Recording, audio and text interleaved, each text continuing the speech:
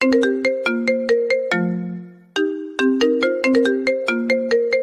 লুচ্চা ছেলে, তোমার তো সাহস কম না? তুমি আমার কোমরে টাচ করেছো। ম্যাম, আপনাকে যদি আমি না ধরতাম তাহলে তো আপনি ট্রাকের সাথে অ্যাক্সিডেন্ট করতেন। আবারও মিথ্যা কথা বলিস। মেয়েটা আবারও মেঘের দুই গালে দুইটা চর বসিয়ে দিল। এইদিকে মেঘ তো রেগে আগুন, কারণ তাকে অ্যাক্সিডেন্টের হাত থেকে বাঁচিয়েছে, আবার চরও খেয়েছে। এটা দেখে মেঘ এবার বলতে লাগলো, দেখুন ম্যাম, আর একবার যদি আপনি আমার শরীরে টাচ করেন তাহলে কিন্তু অনেক খারাপ হয়ে যাবে, এই বলে দিলাম। কি খারাপ হবে? এখন যদি আমি চিৎকার করি তাহলে আশেপাশের সব লোক দৌড়ে আসবে তোকে মারার জন্য। আজকে কলেজে ইম্পর্টেন্ট ক্লাস আছে, এমনিতেই বাড়ি থেকে লেট করে বের হয়েছি, আবার তোর সাথে এই ঘটনা। আর কোনোদিন যদি দেখি কোনো মেয়ের সাথে এমন বাজে ব্যবহার করতে, তাহলে তোকে আমি পুলিশে দেব। মেয়েটার কথা শুনে মেঘের মাথা আরো গরম হয়ে গেল। এমনিতেই দুই গালে দুইটা করে মোট 4টা চর খেয়েছে, গাল দুটো টমেটোর মতো লাল হয়ে আছে। মেয়েটা যেই চলে যেতে চাইবে, এমন সময় মেঘ মেয়েটার হাতে হাত রেখে টান মেরে তার কাছে নিয়ে আসতো আর বলতে লাগলো, আমাকে চর মারার ফল এই দেখো, আমি কি করি তোকে। এই বলে মেঘ তার ঠোঁট জোড়া মেয়েটার ঠোঁটের সাথে এক করে দিয়ে কিস করতে লাগলো। উম্মা, উম্মা, উম্মা। আমাকে চর মারার ফল এটা। এখন যাই আমি। মেঘ তার বাইকটা নিয়ে চলে গেল ওইখান থেকে। এইদিকে মেয়েটা তো রেগে আগুন হয়ে গেছে। ঘড়ির দিকে তাকাতেই দেখতে পেল 10টা 15 বেজে গেছে। এটা দেখে মেয়েটা মনে মনে বলতে লাগলো, আল্লাহ, তুমি সব সময় আমার কপালেই এমন লিখো কেন? এমনিতেই আজকে ঘুম থেকে উঠতে দেরি হয়ে গেছে, আবার এই ছেলেটা আমার সঙ্গে এইসব। ছি ছি ছি, ভাবতেই অবাক লাগতেছে। আজকে মনে হয় না আর ক্লাস টেস্টটা দিতে পারবো। এই বলে মেয়েটা দৌড় দিল ভার্সিটির উদ্দেশ্যে। 5 মিনিটের মধ্যে মেয়েটা চলে গেল ভার্সিটিতে। ক্লাসরুমের সামনে দাঁড়িয়ে হাঁপাচ্ছে আর বলতেছে, স্যার, আসতে পারি? আরে মায়া, তুমি আজকে এত দেরি করলে কেন? তাড়াতাড়ি ভিতরে আসো, পরীক্ষা শেষ হতে আরও 15 মিনিট বাকি আছে। স্যার, ঘুম থেকে উঠতে দেরি হয়ে গেছে। আচ্ছা, এই নাও প্রশ্ন, আর খাতা লেখা শুরু করো। মায়া স্যারের কাছ থেকে প্রশ্ন আর খাতা নিয়ে লেখা শুরু করলো। চলুন এখন পরিচয়টা সেরে ফেলা যাক। এখন যে পরীক্ষা দিচ্ছে এই হচ্ছে আমাদের গল্পের নায়িকা। নাম হচ্ছে সুমাইয়া তাসনিম মায়া। সবাই তাকে মায়া নামেই চিনে। এই কলেজের গুড গার্ল সে। মায়া এবার অনার্স 2য় বর্ষের ছাত্রী। এখন গল্পে ফেরা যাক, আস্তে আস্তে সব জানতে পারবেন। এখন চলেন আমাদের নায়কের কাছ থেকে ঘুরে আসি। এদিকে মায়া পরীক্ষা দিতে থাকুক। কি রে মেঘ, তোর গাল দুটো এরকম টমেটোর মতো লাল হয়ে আছে কেন? কেউ কি তোকে আদর করেছে নাকি? শালা, আর বলিস না, আমার ভাগ্যটাই খারাপ। ওই দিন পাশের বাসার আন্টির পাখি উড়ে গেছে, ওইটা ধরে দিয়ে এসেছি। ওইখানেও আন্টি আমাকে চোর বলে ডেকেছে। আজকে কলেজে আসার সময় একটা মেয়ে হাঁটতে হাঁটতে মাঝ রাস্তায় চলে গেছে, তাকে বাঁচিয়েছি। সেই মেয়ে বলে কিনা আমি লুচ্চা, আমি তার কোমরে ইচ্ছা করে হাত দিয়েছি। সে আমাকে 2 গালে 4টা চর দিয়েছে, আমি তার ঠোঁটের স্পর্শ দিয়েছি। ব্যাস, খেল খতম, পয়সা হজম। তুই আগ বাড়িয়ে উপকার করতে যাস কেন? তোকে বারবার মানা করা সত্ত্বেও তুই উপকার করতে যাস। আচ্ছা বাদ দে এসব কথা, এখন মেয়েটা দেখতে কেমন সেটা একটু বল। সালা, তুই আর ভালো হলি না। আমি রাইসাকে এখনই বলতেছি, তুই যে অন্য মেয়ের দিকে তাকাস ড্যাব ড্যাব করে। জানিস ওই তো রাইসা আমার কথা কতটুকু বিশ্বাস করে। হয়েছে দোস্ত, আর বলতে হবে না। এখন চল ক্যান্টিনে গিয়ে তোর গালে কিছুক্ষণ বরফ ডলতে থাকি, তাহলে তোর গাল আরো ফুলে যাবে। চল যাই। মেঘ আর রাফি চলে গেল ক্যান্টিনে। চলুন এবার আমাদের নায়কের পরিচয় পর্বটা সেরেই ফেলি। আমাদের নায়কের নাম হচ্ছে মেঘ। এবার অনার্স 3য় বর্ষে পড়ে। তার বাবা বিখ্যাত বিজনেসম্যান। তারা 2 ভাই বোন। মেঘের পরিচয়টা তো এতটুকু থাক, আবার পরে জানতে পারবেন সব কিছু। মেঘ আর রাফি ক্যান্টিনে বসেই 2 গালে বরফ টলতেছে। এদিকে মায়া তার পরীক্ষা শেষ করে তার সব ফ্রেন্ডদের নিয়ে চলে আসলো ক্যান্টিনে। চেয়ারে বসতেই মায়ের বান্ধবী মারিয়া বলতে লাগলো, আচ্ছা মায়া, তুই কি কোনো দিনও শুধরাবি না? আমি প্রতিদিন তোকে ফোন দিয়ে ঘুম থেকে উঠিয়ে কলেজে আনি। আজকেও কতগুলো ফোন দিয়েছি, ঘুম থেকে তো উঠেছিস, তাহলে দেরি হলো কেন কলেজে আসতে? এই দিকে তো পরীক্ষায় ডাব্বা মেরে কান্না করবি। আর বলিস না মারিয়া, এক ছেলে রাস্তার মধ্যে আমার কোমর জড়িয়ে ধরেছিল। ওইখানে ছেলেটার গালে কয়েকটা চড় মারার পর যেই চলে আসতে যাব তখন ছেলেটা আমাকে টান মেরে তার বুকের সাথে লাগিয়ে জড়িয়ে ধরে লিপকিস করেছে। ওই ছেলেকে যদি আর একবার পাই তাহলে আমি তাকে খুন করব। যা হবার হয়ে গেছে, এখন এসব ভুলে যা। কি খাবি বল? যা ইচ্ছা অর্ডার দে, তোরা যেটা খাবি আমিও সেটাই খাবো। ঠিক আছে, অর্ডার দিতেছি। মারিয়া 4 জনের জন্য কফি অর্ডার করে দিল। এইদিকে মেঘ তার গালে কিছুক্ষণ বরফ ডলার পর গালের ফোলাটা একটু কমলো। এটা দেখে রাপি বলতে লাগলো, মেঘ চল দোকান থেকে কিছু খেয়ে আসি, খুব ক্ষুধা লাগছে। শালা পেটুক কোথাকার, তাড়াতাড়ি চল গিয়ে খেয়ে আসি, না খেলে তো আবার কান্না করবে তোর পেট। হা হা হা, এমনিতেই 5 জনের খাবার একলা সাবার করে দিস তুই। থাক, যাইতে হবে না, আমি কিছু খাবো না, তুই একাই গিয়ে খেয়ে আয়। আরে চল, আমি তো মজা করছিলাম তোর সাথে, তুই সিরিয়াসলি নিস কেন সব কিছু? তুই যা, আমি খাবো না কিছু। আচ্ছা তুই বস এইখানে, আমি গিয়ে আবার নিয়ে আসতেছি দুজনের জন্য। আর তুই এক কাজ কর, ইমন আর ইমতিয়াজকে ফোন দিয়ে বলে দে চলে আসার জন্য এইখানে। ঠিক আছে, তুই যা। মেঘ চলে আসলো দোকানের সাথে। মেঘকে দেখে দোকানের ছোট ছেলেটা বলতে লাগলো, কি মেঘ ভাইয়া, তোমার গালগুলা এত ফুলা ফুলা কেন? কোনো মেয়ে চুমা দিছে নাকি? রবিন, তুই পিচ্ছি মানুষ, তুই এইসব বুঝবি না। একটা সিগারেট আর কফি দিয়ে আয় আমাদের টেবিলে। সিগারেটের কথা শুনে মায়া পিছনে তাকাতেই দেখে মেঘ দাঁড়িয়ে আছে। মেঘকে দেখে মায়া তো রেগে আবার আগুন হয়ে যায়। মায়ার এমন রাগান্বিত মুখ দেখে রাইসা বলতে লাগলো, আরে বান্ধবী, আবার কি হলো? এভাবে রেগে যাচ্ছিস কেন তুই? অবশেষে কিনা আমি এই সিগারেট খোরের চুম্মা খেলাম। ওয়াক, থু থু, আজকে তো আমি এটাকে পুলিশে দেব। তোরা বস এইখানে। এই বলে মায়া চেয়ার থেকে উঠে মেঘের সামনে দাঁড়াতেই মেঘ তার মুখের ভেতরে থাকা সমস্ত সিগারেটের ধোঁয়া মায়ার মুখের ওপর ছেড়ে দিল। এইদিকে মায়া কাশতে শুরু করলো। কিছুক্ষণ পর মায়া কিছুটা স্বাভাবিক হয়ে মেঘের শার্টের কলার চেপে ধরে বলতে লাগলো, কলেজে সিগারেট খাওয়া অ্যালাউ না, তুই জানিস না? আজকে তোকে প্রিন্সিপাল স্যারের কাছে নিয়ে যাব, চল আমার সাথে। এই মেয়ে, তোমার তো সাহস কম না। একে তো আমার শার্টের কলার চেপে ধরেছো, আবার বলতেছো প্রিন্সিপালের কাছে নিয়ে যাবে।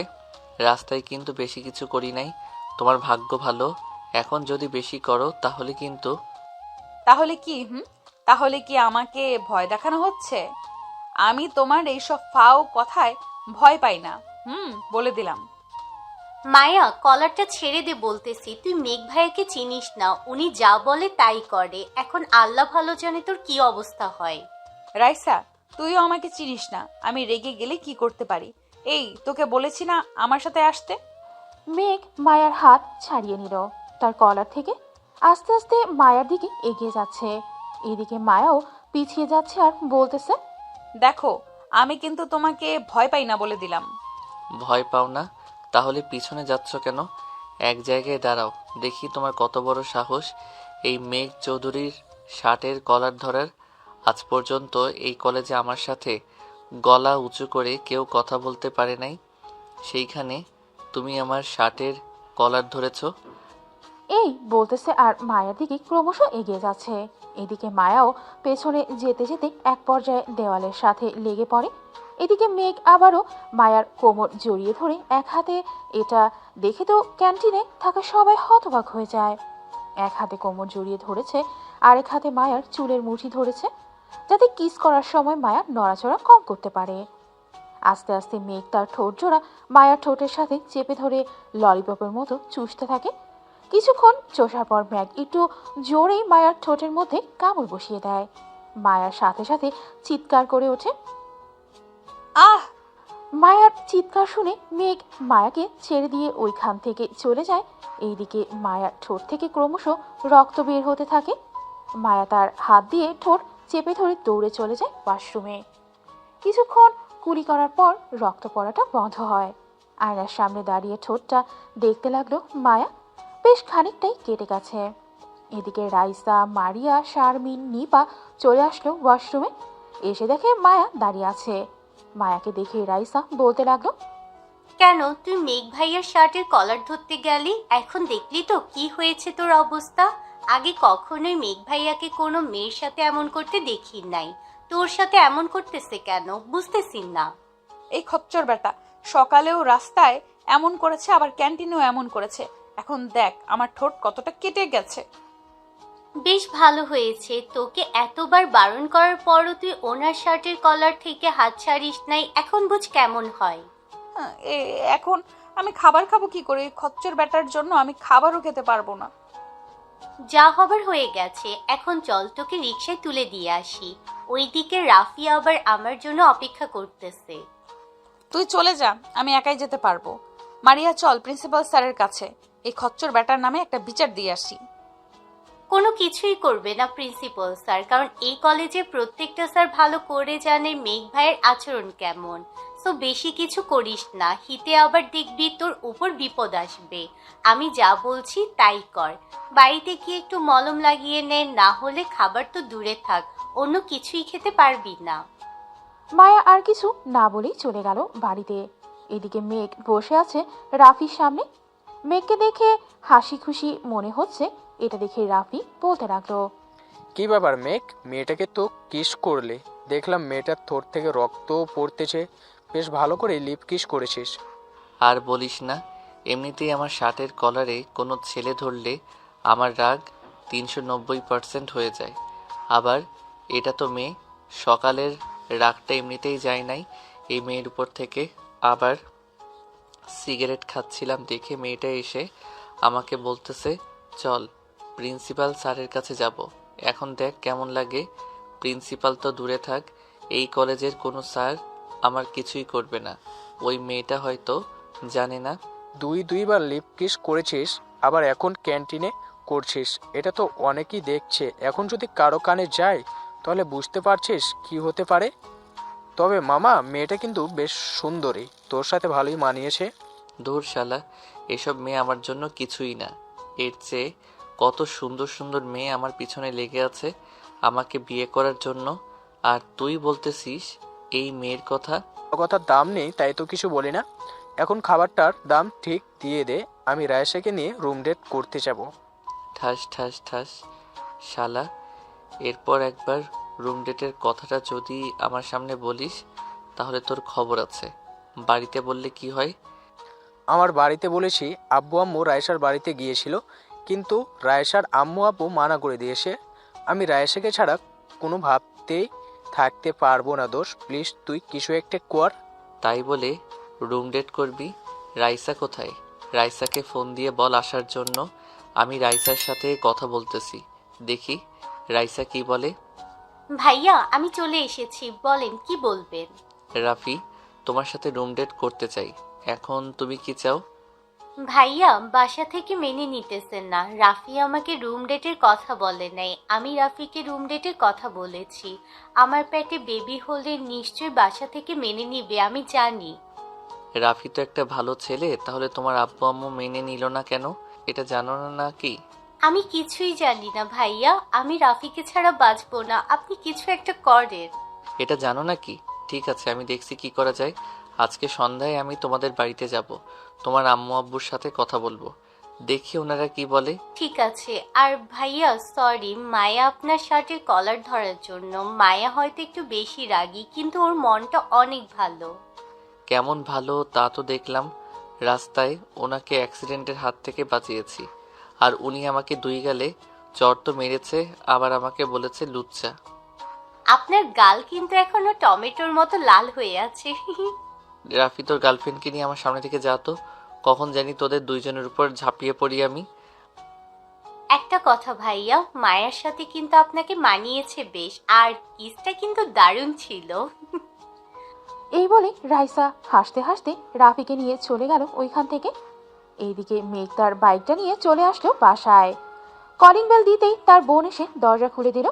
মেঘকে একবার ভালোভাবে পর্যবেক্ষণ করে বলতে লাগলো, ভাইয়া, আজকে তোমাকে দেখে মনে হচ্ছে অনেক খুশি খুশি। আর এখন কয়টা বাজে? মাত্র 12টা। তুমি তো প্রতিদিন 3টার পর আসো, আজকে আগে আসার কারণ কি? আমি কি আমার বাড়িতে আসতে পারি না নাকি? কলেজে ভালো লাগছিল না তাই চলে এসেছি। আর তুই এত প্রশ্ন করতেছিস কেন? তুই পিচ্চি মানুষ, পিচ্চির মতো থাকবি। তা তো থাকবই আমি। এখন কথা হচ্ছে, তোমার গাল দুটো এত বড় বড় হয়ে আছে কেন? আর 2 গালে 5 আঙ্গুল করে দাগ বসা। কেউ কি তোমাকে আদর করেছে নাকি? মার্জিয়া, এখন কিন্তু তোকে মারবো অনেক। তুই অনেক পাকা পাকা কথা বলতে শিখে গেছিস। ওরে আমার উত্তম পুরুষ, তুমি আমার কাছে যাই লুকাও না কেন, এই পিচ্চির চোখ ফাঁকি দিতে পারবে না কখনোই। আগে বলো, আমার ভাবি দেখতে কেমন? তোর আবার ভাবি আসলো কোথায় থেকে? যার ঠোঁটে লিপ কিস করেছো সেই তো আমার ভাবি, তাই না? এখন ফটাফট বলে ফেলো, আর না বললে তো নতুন সিরিয়াল আছেই। আব্বু, আব্বু, তুমি কোথায়? দেখে যাও ভাইয়া কি করেছে। এই মার্জিয়া, চুপ চুপ, ওই বলতেছি। এই তো লাইনে এসেছো, এখন বলে ফেলো ফটাফট। ওইটা তোর ভাবি না, জাস্ট মিস্টেক। তবে তোর ভাবি হলে মন্দ হয় না। মেয়েটা দেখতে অনেক সুন্দর, তোর মতোই কিউট আছে অনেক। তা চলবে। তাহলে চলবে। এখন যাও, ফ্রেশ হয়ে আসো। বাসায় কেউ নেই, আব্বু আম্মু অফিসে গেছে। আচ্ছা, তুই একটু বস, আমি ফ্রেশ হয়ে আসতেছি এখন। এই বলে মেঘ চলে গেল ফ্রেশ হতে। মার্জিয়া হচ্ছে মেঘের ছোট বোন, বয়স তার 13। মার্জিয়া বসে বসে গেম খেলতেছে ফোনে। বেশ কিছুক্ষণ পর মেঘ আসলো নিচে। দুইজন মিলে দুপুরের খাবার খেয়ে নিল। খাওয়া দাওয়া শেষ করে বসে টিভি দেখতেছে। এমন সময় মেঘের ফোনটা বেজে উঠল। তাকিয়ে দেখে রাফি ফোন দিয়েছে। কলটা রিসিভ করতে ওই পাশ থেকে রাফি বলতে লাগলো, মেঘ কোথায় যাচ্ছিস? একটু নদীর পাড়ে আয় তো, সবাই এসেছে এখানে। আচ্ছা, আমি আসতেছি, 10 মিনিট অপেক্ষা কর। এই বলে মেঘ ফোনটা কেটে দিয়ে মার্জিয়াকে বলে চলে গেল বাহিরে। বাইকটা নিয়ে সোজা চলে আসলো নদীর পাড়ে। এসে দেখে সবাই বসে আছে। সবাইকে দেখে মেঘ বলতে লাগলো, কি ব্যাপার, সবাই এইখানে বসে আছো যে? কলেজে কোনো সমস্যা হয়েছে নাকি? না ভাই, তেমন কোনো সমস্যা হয়নি। তবে আমাদের কলেজের সবাই বলতেছে যে একটু ঘুরতে যাবে। এখন আমরা তো আর আপনাকে না বলে কিছু ব্যবস্থা করতে পারি না, তাই আপনার রাফি ভাইকে ফোন দিয়ে বলেছিলাম, উনি আমাদের এইখানে ডেকেছে। এখন ট্যুরে যাবে তোমরা সবাই? জি ভাই। আচ্ছা, তোমরা কতজন আছো এখানে, বা কতজন যেতে চাও আমাকে একটু জানিয়ে দিও। আমি সেই হিসাবে একটা বাস না হয় ভাড়া করে দিব। ভাই, আমাদের পুরো কলেজ যাবে। আমরা প্রিন্সিপাল স্যারকে বলেছি, উনি বলেছে আপনার সাথে কথা বলার জন্য। আজকে রাতে যদি সিদ্ধান্ত দেন তাহলে আমাদের কলেজের একটা গ্রুপ আছে, ওইখানে একটা পোস্ট করব। যারা যারা যাবে তারা সবাই ইনবক্স করবে। আমরা তাদের নাম নিয়ে একটা লিস্ট তৈরি করে ফেলবো। তাহলে তো ভালোই হয়। তো তোমরা লিস্ট তৈরি করো, রাত 1টায় বা 2টায় আমাকে জানিয়ে দিবে। পরে আমি সেই হিসেবে টিকিট কাটবো। আর একটা কথা ছিল ভাই। আর কি কথা? যা যা বলা দরকার তা তো বলেই দিয়েছো। আসলে ভাই, আমাদের গার্লফ্রেন্ডদের সিটটা একসাথে দিলে একটু ভালো হতো।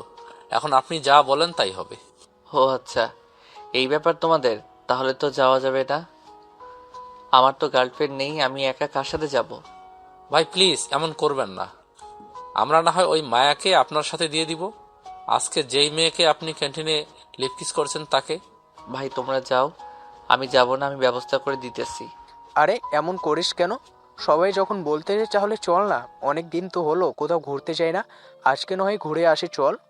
ঠিক আছে, তবে আমি ওই মেয়ের সাথে বসবো না, অন্য কোথাও বসবো। ঠিক আছে, যেখানে ইচ্ছা ওইখানে বসে পড়িস, আমরা আমাদের জায়গা পাইলেই চলে।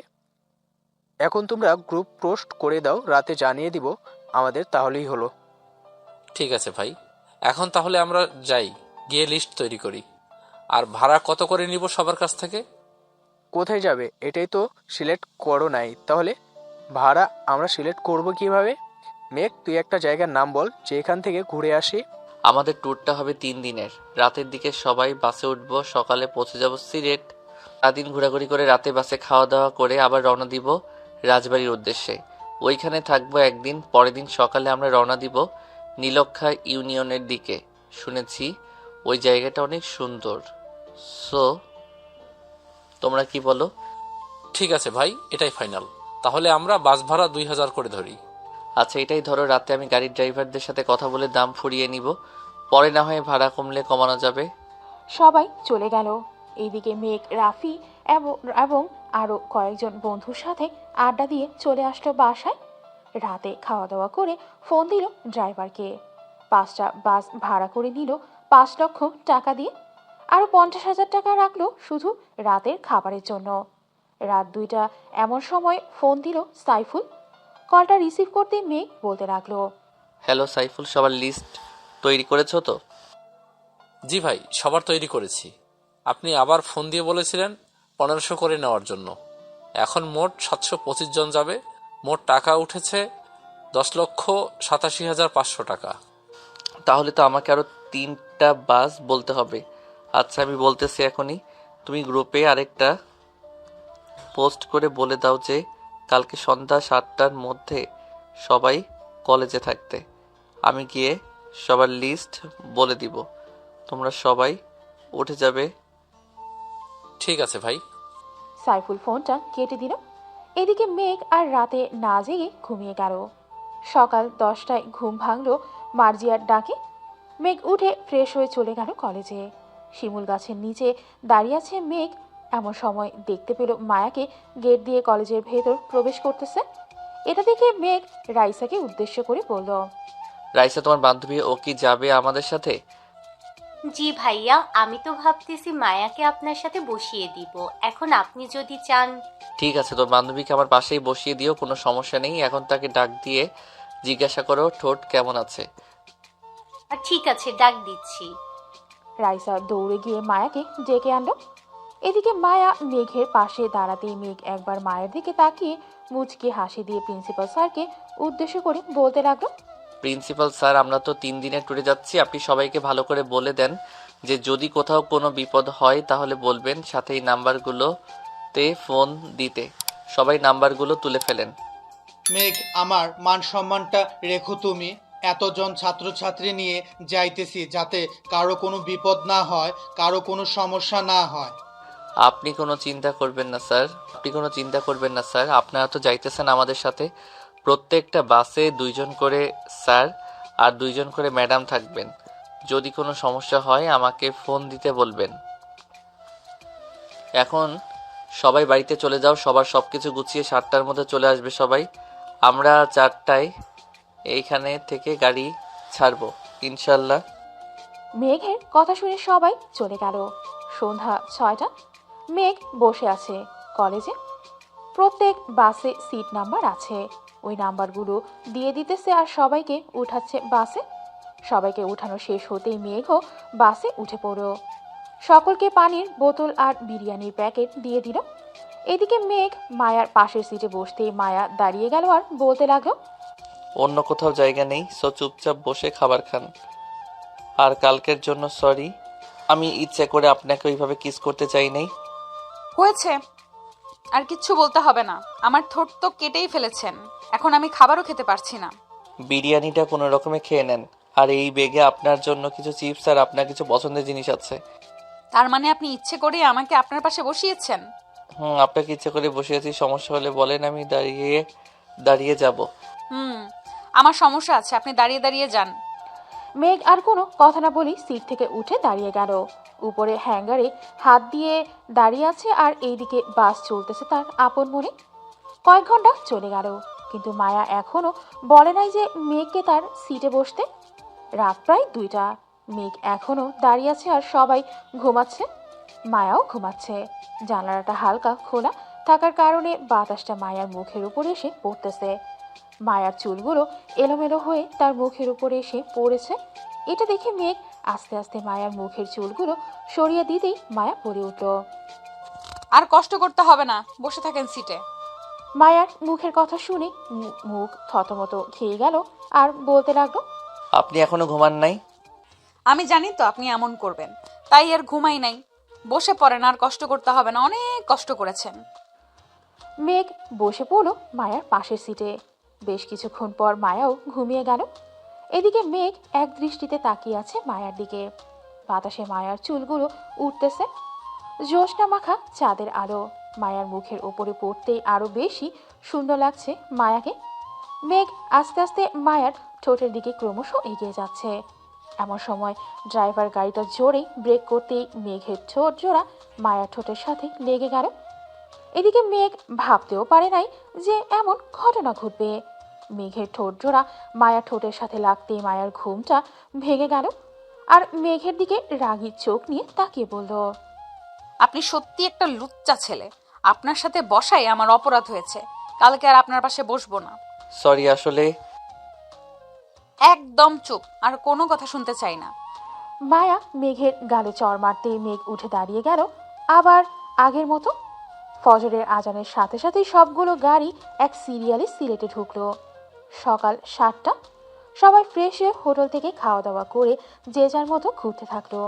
এদিকে মেঘ বসে আছে, কারণ সে এই জায়গায় আরো কয়েকবার এসেছে, আর তাই বাইরে যায় নাই, বাসের মধ্যেই ঘুমাচ্ছে।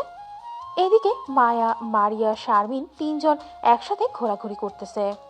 ঘোরাঘুরি করতে করতে মারিয়া মায়াকে উদ্দেশ্য করে বলতে লাগলো, কিরে মায়া, তোকে দেখে মনে হচ্ছে তুই কারোর ওপর অনেক রেগে আছিস, মুখ লাল হয়ে আছে। আর বলিস না, একটা লাফাঙ্গা লুচ্চা ছেলেকে আমার পাশে বসিয়েছে। সে রাতে আবারও আমার ঠোঁটে চুমু খেয়েছে। হয়তো মেঘ ভাইয়া তোকে পছন্দ করে, তাই এমন করে। সে পছন্দ করলেও আমি কখনোই তাকে পছন্দ করব না। সে 1 নম্বরের লুচ্চা। কেন যে মেঘ ভাই আমাকে পছন্দ করলো না? আমাকে পছন্দ করলে যা চাইতো আমি তাই দিতাম ওনাকে। তাহলে তুই বসে পড়িস আমার সিটে, রাতে ভালো করে আদর করে দিস তোর এই লুচ্চা ক্রাশকে। কিন্তু শিট, চেঞ্জ করা যাবে না। যেখানে বসেছে ওইখানেই বসে থাকতে হবে। চেঞ্জ করা গেলে তো আমি কবেই চলে যেতাম তার কাছে। হয়েছে, এই টপিক বাদ দিয়ে এখন চল কিছু ছবি তুলে নেই। সবাই ছবি তুলতে লাগলো। দুপুর 2টা বাজতেই নদী থেকে গোসল করে মেঘ সবার জন্য রান্না বসিয়ে দিল। এদিকে সকল ম্যাডামরা মেঘকে হেল্প করতেছে। 6টার মধ্যেই রান্না শেষ হতেই সবাই বাসে বসে পড়ল। মেঘ সবার জন্য হিসেব করে সবগুলো বাসে খাবার দিয়ে আসতো। দোকান থেকে একটা সিগারেট নিয়ে খেতে খেতে চলে আসতো বাসের সামনে। প্রিন্সিপাল স্যারকে বলে মেঘ চলে গেল 4 নাম্বার বাসে, কারণ আজকে আর মায়ার সাথে বসবে না।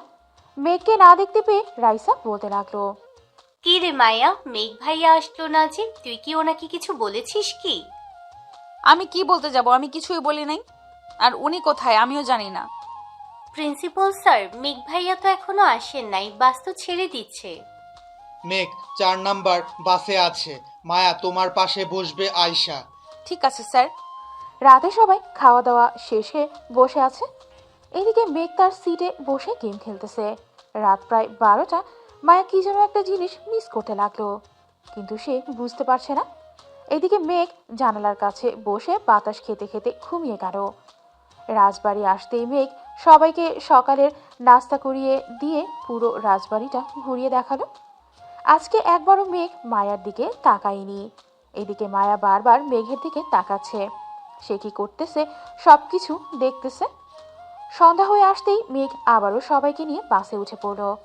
এমন সময় মায়া রাইসাকে উদ্দেশ্য করে বলল, রাইসা, তুই একটু স্যারকে বলে মেঘকে এখানে আনার ব্যবস্থা কর না। আজকে কেন ভাইয়াকে লাগবে? আয়শার সাথেই আজকে রাতটা কাটিয়ে দে। কালকে তো ওই জায়গায় ঘোরাঘুরি করে রাত 11টার মধ্যে বাসে চলে যাব। ও আচ্ছা, তাহলে আর কি বলবো, থাক। মেঘ আবারও 3 নাম্বার বাসে উঠে পড়ল। মায়া যেই বাসে আছে সেই বাসে। মেঘ রাইসাকে উদ্দেশ্য করে বলতে লাগলো, রাইসা, তুমি তোমার বান্ধবীর সাথে গিয়ে বসো। রাফির সাথে আমার কিছু কথা আছে। ঠিক আছে ভাইয়া, আপনারা কথা বলেন, আমি বসতেছি।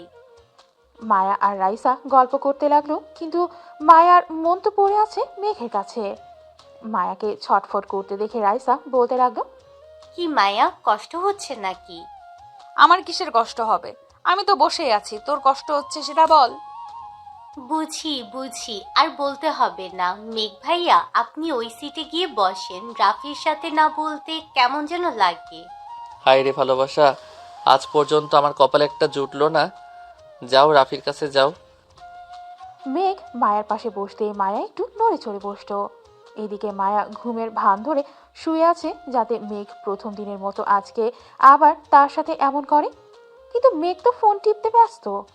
এটা দেখে মায়া রাগে মেঘের ঠোঁট জোড়া তার ঠোঁটের সাথে চেপে ধরে কামড় বসিয়ে দিল। বেশ কিছুক্ষণ যাওয়ার পর মায়া মেঘকে ছেড়ে দিয়ে আবারও তার সিটে ভালো করে বসে পড়ল। এইদিকে মেঘের ঠোঁট থেকে রক্ত পড়তেছে। এটা দেখে মেঘ বলল, আমার ঠোঁট থেকে রক্ত পড়তেছে, কিছু করেন বা এখন কি করি, ওয়েট। এটা বলে আবারও মায়া তার ঠোঁট জোড়া মেঘের ঠোঁটের সাথে লাগিয়ে চুষতে লাগলো ললিপপের মতো। প্রায় 20 মিনিট মায়া মেঘের ঠোঁট জোড়া চুষে খেয়ে নিল। ভালো এক্সপিরিয়েন্স আছে তোমার। আগে কয়জনের সাথে করেছো? মেঘ, মুখ সামলে কথা বলবে। একমাত্র তোমার সাথে ছাড়া আমার এই শরীর কেউ স্পর্শ করতে পারে নাই। ও আচ্ছা, এখন আমি ঘুমাবো তোমার বুকে।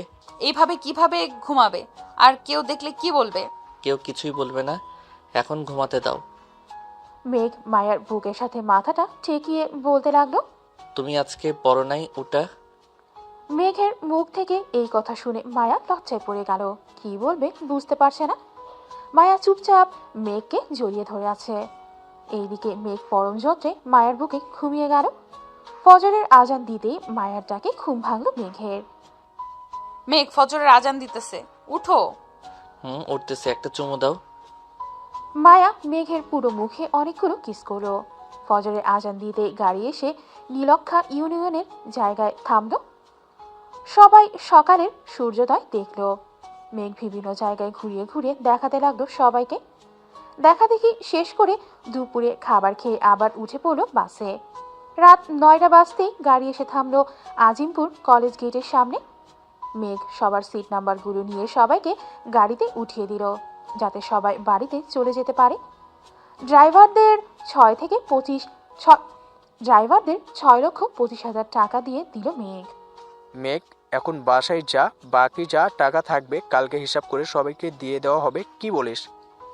আমিও এটাই ভাবতেছি, তবে প্রিন্সিপাল স্যারের সাথে কালকে কথা বলে নেই। উনি কি বলে তাও তো শুনতে হবে, তাই না? চল, তোকে বাড়িতে দিয়ে আমি ওই দিক দিয়ে চলে যাব। তোর যেতে হবে না, আমি একাই যেতে পারবো, তুই যা। মেঘ চলে গেল বাসায়। ফ্রেশ হয়ে রাতে খাওয়া দাওয়া করে বসে আছে সোফায়। এমন সময় মেঘের আম্মু আর মার্জিয়া এসে মেঘের পাশে বসে বলতে লাগলো, মেঘ, লেখাপড়া তো করতেছিস, তোর আব্বুর অফিসেও তো মাঝে মধ্যে সময় দিতে পারিস কি? তাহলে তোর আব্বু কিছুটা সময় রেস্ট করতে পারবে। আম্মু, এই বছরটা শেষ হোক, নতুন বছর থেকে আমি দেখাশোনা করব। আর মার্জিয়া, রাত হয়েছে অনেক, ঘুমাতে যা। আর একটু পর ঘুমাবো, তুমি ঘুমাতে যাও। যাচ্ছি। মেঘ চলে গেল ঘুমোতে। সকাল 7টায় মেঘের ঘুম ভাঙল ফোন কলের শব্দে। ঘুম ঘুম চোখে কলটা রিসিভ করতে ওই পাশ থেকে প্রিন্সিপাল বলল, মেঘ, তুমি একটু তাড়াতাড়ি কলেজে আইসো তো, কথা আছে তোমার সাথে। ঠিক আছে স্যার, আমি এখনই আসতেছি, আপনি কলেজে আসেন। ঠিক আছে, আসো। মেঘ ফ্রেশ হয়ে কিছু না খেয়ে চলে গেল কলেজে। গিয়ে দেখে প্রিন্সিপাল স্যার তার কেবিনে পায়চারি করতেছে। প্রিন্সিপাল স্যারকে পায়চারি করতে দেখে মেঘ বলল, কি হয়েছে স্যার? আপনি এই পাশ থেকে ওই পাশে যাইতেছে, আবার এই পাশে আসতেছেন কেন? কি সমস্যা হয়েছে নাকি? মেঘ, সকালে আমার কাছে একটা ফোন কল এসেছে থানা থেকে, একটা লাশ পাওয়া গেছে। আমার তো খুব চিন্তা হচ্ছে, ওইটা আমাদের কলেজের ছাত্রী না তো? না স্যার, আমাদের কলেজের ছাত্রী না। আমি নিজে একজন ছাত্র, আমি নিজে একজন একজন করে সবাইকে গাড়িতে তুলে দিয়েছি। আর ছাত্রছাত্রী আসলেই বোঝা যাবে, যদি কেউ কম থাকে তাহলে না হয় আমরা গিয়ে দেখে আসব। আপনি এত চিন্তা করবেন না। আর আমাদের কাছে 4,15,000 টাকা আছে, এই টাকাগুলো কি করব, সবাইকে দিয়ে দেব না আমাদের কলেজের ফান্ডে জমা করে রাখবেন? যদি কেউ সাহায্য চায় পরে তাকে দিবেন। ছাত্রছাত্রী আসুক, এরপর দেখা যাবে ওদের সাথে আলোচনা করে। আর তুমি দেখো তো 725 জন এর মধ্যে কত টাকা করে পড়ে? স্যার, 572 টাকা করে পড়ে। তাহলে তো অনেক টাকা। এখন সবার সাথে কথা বলে দেখি ওরা কি বলে। জি স্যার, কথা বলেন, আমি ক্যান্টিন থেকে আসতেছি। মেঘ চলে গেল ক্যান্টিনে। হালকা পাতলা নাস্তা করে চলে আসলো শিমুল গাছের নিচে। ঘড়ির দিকে তাকিয়ে দেখে সকাল 10টা বাজে। সবাই কলেজে প্রবেশ করতে লাগলো।